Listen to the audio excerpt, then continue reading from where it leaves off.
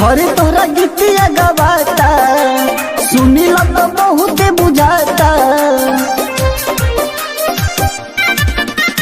घरे तोहरा गीतिया गवाता, सुनीला तो बहुत बुझाता। सहल लइके जात बड़ी होता परेशानी हो, सहल लइके जात बड़ी होता परेशानी हो।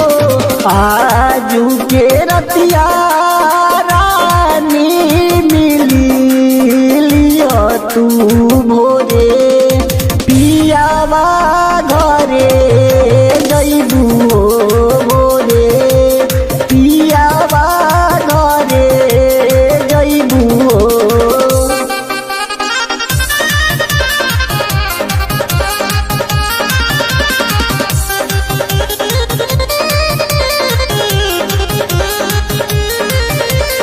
म्यूजिक बाय बिपिनेश प्रेमी। सोची के बतिया हमार फाटत छतिया, दिलवन मानत बाटे रुके नया खिया। सोची के बतिया हमार फाटत छतिया, दिलवन मानत बाटे रुके नया खिया।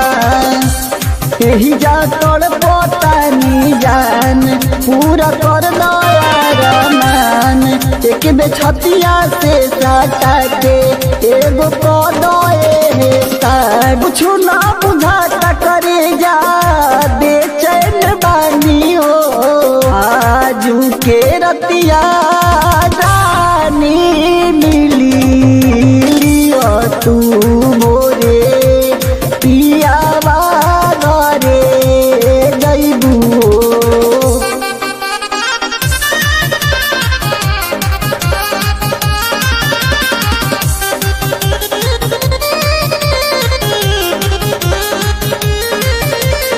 म्यूजिक बाय बिपिनेश प्रेमी।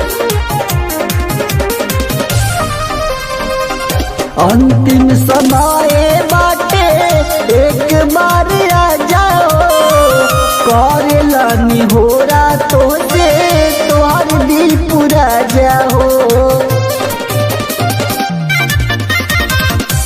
अंतिम समय बाटे एक बार आ जाओ, करेला निहोरा तो से तोहर दिल पूरा जाओ।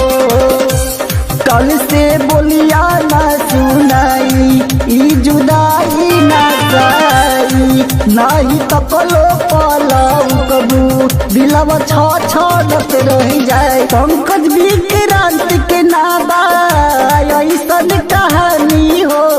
आजू के रतिया